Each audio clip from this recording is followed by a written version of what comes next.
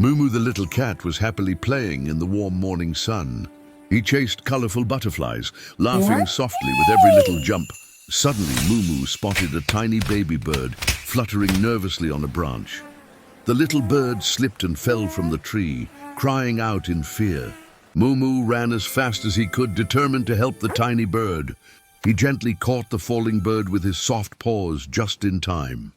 The baby bird trembled in MooMoo's paws, cold and scared. Mama Cat quickly came running when she heard MooMoo calling for help.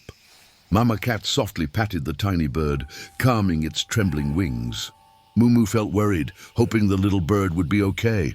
Together, MooMoo and Mama Cat carefully took the bird back home. They placed it gently in a warm basket filled with soft cotton. Mama Cat gave the baby bird tiny drops of warm milk to help it recover. MooMoo sat beside the bird all day, protecting it like a true friend. Little by little, the bird's strength returned, and it began to chirp again. The baby bird stood on its tiny feet, flapping its wings gently.